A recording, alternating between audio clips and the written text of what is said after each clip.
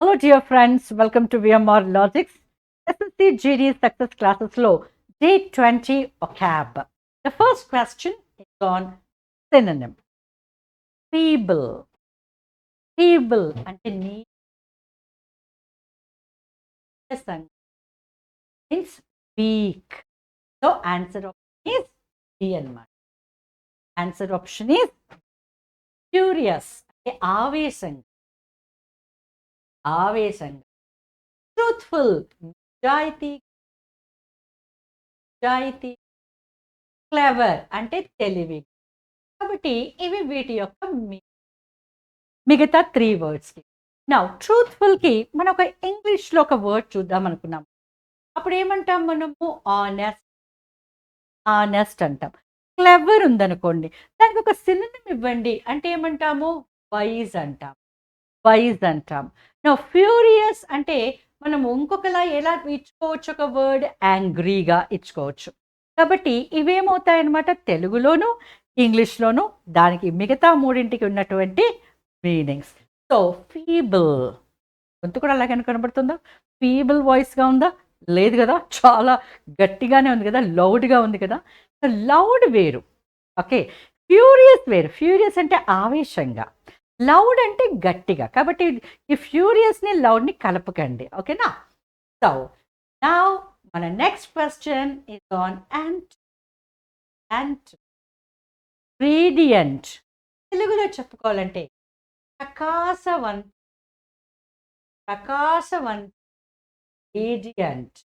Radiant చాలా ప్రకాశంగా ఉంది, బ్రైట్గా ఉంది, రేడియంట్గా ఉంది, బ్రైట్గా ఉంది. అంటే రేడియంట్కి సినోనిమ్ అడిగితే గనక బ్రైట్ చెప్పేవాళ్ళం, కానీ కావాల్సింది యాంటోనిమ్ కదా, కాబట్టి ఆన్సర్ కాదు. నౌ డార్క్ అంటే చీకటి. నౌ ప్రకాశానికి చీకటి అనేది కదా యాంటోనిమ్ అవుతుంది. కాబట్టి మన answer option is what? B అన్నమాట. నౌ బ్యూటిఫుల్ అంటే అందమైన, గార్జియస్ ఎలాగని రాసుకోవచ్చు, గార్జియస్. ఓకే. వండర్ఫుల్ అద్భుతమైన, వండర్ఫుల్, ఆసమ్ ఇవన్నీ కూడా మీరు బ్యూటిఫుల్ కావాలంటే వాడుకోవచ్చు. ఇవిల్ అంటే బ్యాడ్, ఎక్స్ట్రీమ్ బ్యాడ్ అనమాట. చాలా ఎక్కువగా, అంటే ఆల్మోస్ట్ లైక్ ఇప్పుడు చూడండి దుష్ట శక్తి అంటాం. కాబట్టి దుష్ట శక్తి అంటే ఇవిల్ అనమాట, ఇల్ పవర్. సో దుష్టమైన అని అర్థం చేస్తాం తెలుగులో. అంటే అర్థమైన దుష్టమైన, bad, very bad, extremely bad. Okay. So మన ఆన్సర్ ఏమవుతుంది? రేడియంట్కి antonym dark. And number 3 analogy. సింపుల్గా ఉంది చూడండి, ఇక్కడ ఇయర్, మంత్. నా ఇక్కడ చూడండి 12 months కలిపితే మనకి ఒక ఇయర్ అవుతుంది అంటాం. అంటే మంత్ అనేది ఇయర్లోని ముఖ్యమైనటువంటి భాగం, అవునా? మరి ఇక్కడ వీక్ అన్నాడు, అప్పుడు ఏమవుతుంది? 7 days కలిపితే మనకు ఒక వీక్ వస్తుంది. 7 days కలిపితే మనకు ఒక వీక్ వస్తుంది. కాబట్టి ఈ వీక్ యొక్క మెయిన్ భాగం ఏమవుతుంది? డే అవుతుంది. అయితే మీరు అనొచ్చు, మేడం అవర్ కూడా కావచ్చు కదా, మినిట్ కూడా కావచ్చు కదా, వీక్ అనేది ఒక పీరియడ్ కూడా కావచ్చు కదా. అన్నీ కావచ్చు కదా అంటే కాదు. ఎందుకు అంటే రిలేషన్ చూడండి, 12 నెలలు కలిపితే ఒక ఇయర్. కాబట్టి ఇయర్కి మంత్స్కి ఉన్న రిలేషన్ తెలుస్తుంది కదండి. అంటే period of 12 months is equal to మనం ఏమంటున్నాము? ఇయర్ అంటున్నాం. కాబట్టి మంత్ అనేది ఆ పీరియడ్లో ఒక భాగం. అలాగే 7 days together will make 1 week.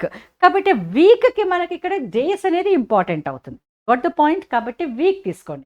ఒకవేళ డే అండ్ ఇచ్చాడు అనుకోండి, ఇలా ఇచ్చాడు అనుకోండి, డే ఇవ్వండి, డే ఈజ్ ఈక్వల్ టు అన్నాడు అనుకోండి, అప్పుడు మనం ఏమనేవాళ్ళము? 24 hours is equal to 1 day అనేవాళ్ళం. అప్పుడు డే యొక్క ముఖ్యమైన భాగం ఏమయ్యేది? అవర్స్ అయ్యేది.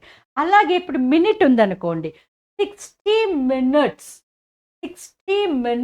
Is equal to an hour. అప్పుడు ఆర్ యొక్క ముఖ్య భాగం ఏమయ్యేది?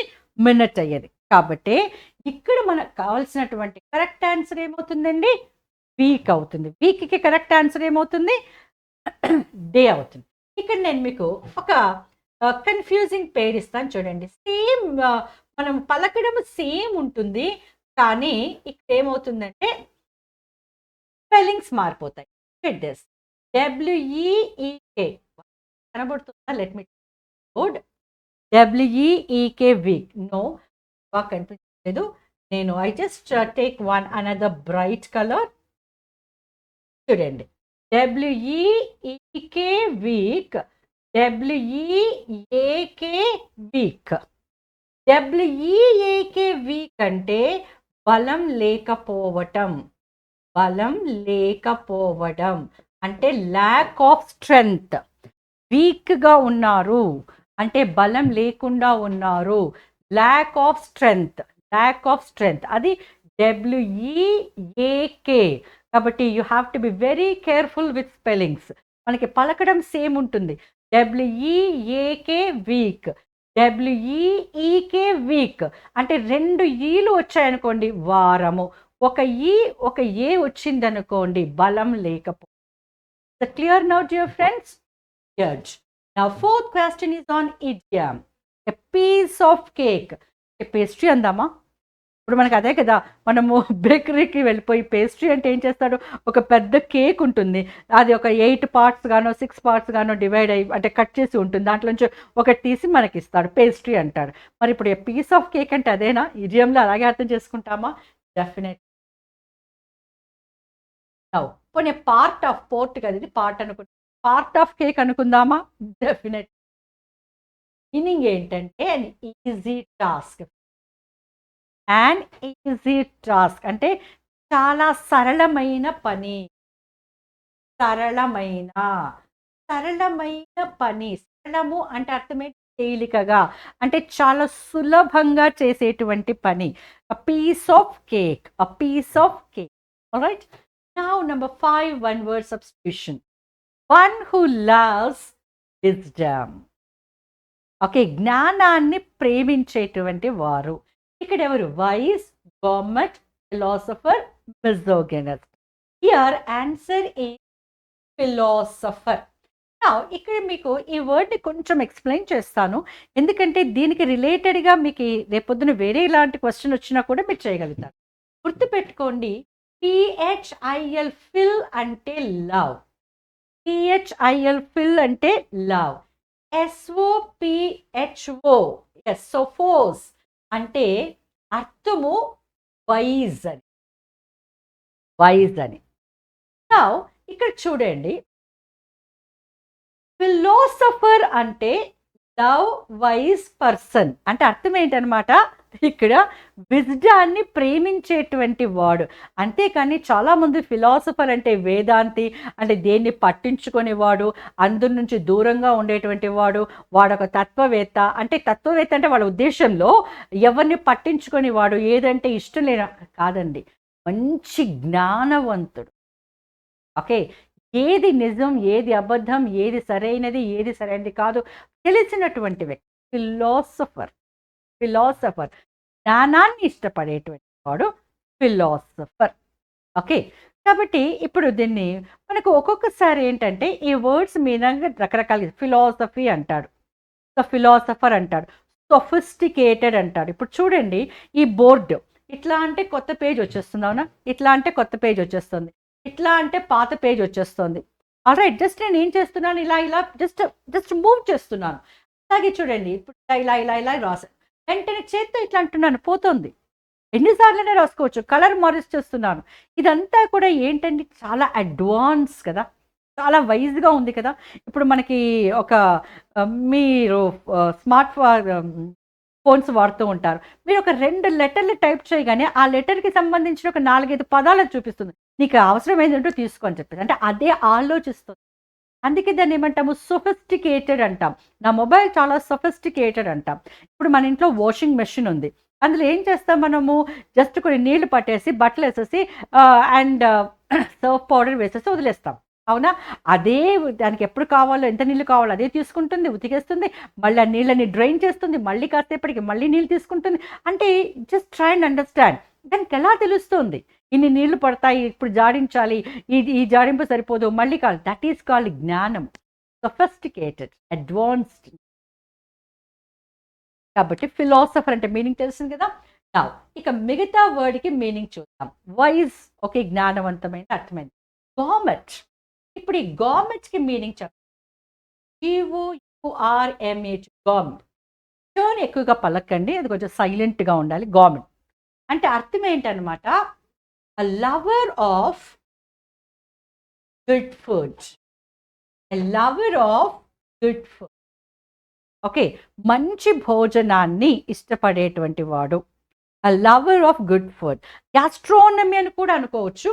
గ్యాస్ట్రోనమీ, ఇది కూడా గ్యాస్ట్రోనమీ అంటే అర్థం కూడా a lover of good food.